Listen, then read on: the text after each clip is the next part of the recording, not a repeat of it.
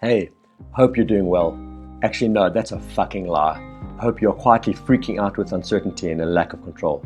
Deep down, you know that your attitude is wrong, your goals are wrong, and that you should stop with this just survive mentality and start thinking about ways to thrive and grow rapidly in this opportune time. Think big. Today there is opportunity everywhere. The money is moving. It's moving sideways in industries. It's leapfrogging between industries, and there are bargains to be had. You could be buying businesses at 20 cents on the rand. You could be partnering with larger businesses that aren't as cash flush as you. You could be saving your opposition and taking equity in their business. One man's pain could be your pleasure. Start thinking about it. If someone is in pain, someone will benefit. Go after those people and never stop selling. In times of famine, the gravediggers make money. Become a gravedigger, or at the very least, start selling shovels. Sales. Today, sales are easier than ever. Yes, I may agree with you that no one is buying right now, and this may even be true for the next couple of days, but access to the C-suite has never been easier. Think about it. Their excuses to see you are less. No one is going to Cape Town for a few days. No one is on leave. No one is having a full-day culture workshop. The CEO is now sitting at home with his or her screaming 3-year-old and is in the same situation as you are. He has or she has no 9 to 5. He or she has no Monday to Friday. He or she is online and available to sales after hours, before hours, weekends. Not only is he or she available for 20 minutes, you can now sell to 20 CEOs at the same time for 20 minutes. Create thought leadership material and run a webinar. Invite the 20 non-opposing wishlist clients and add to your network. Sales en masse. No restrictions. Be smart now. Timing is everything. The office.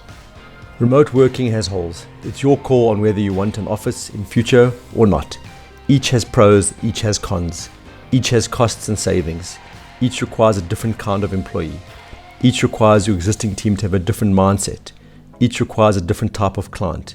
Each requires a different kind of boss. There is no right or wrong, just a future you choose, so choose wisely. No knee-jerk reactions required here.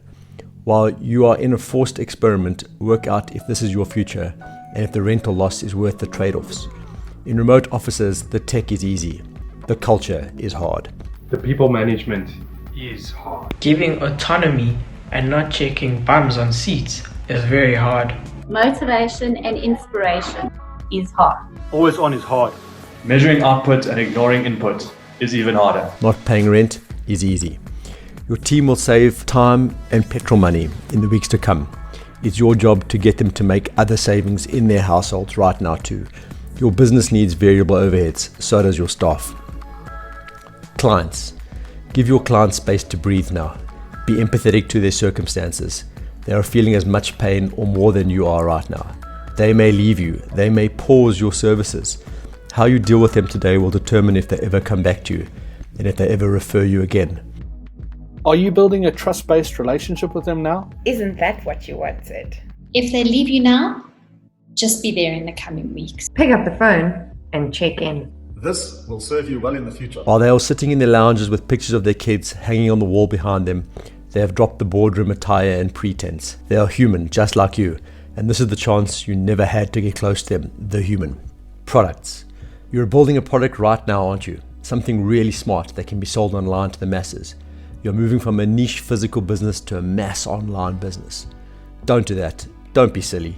You have no idea how that business operates, markets, and lives on such small profits. What you do today is an essential service for tomorrow. Think like sanitizer, but not so overpriced. Your mindset. Stop thinking about today's loss. Stop thinking about this week's loss. Stop thinking about the month's loss. Start thinking about 18 to 24 months from right now. Who will you be? What will your business do? Will you be relevant? This is all a small blips in your business life cycle. A deep, painful pimple. Don't squeeze it. Don't scratch it. Don't pop it. It will scar. It's ugly. It's sore. But it will heal in time and you will forget about it.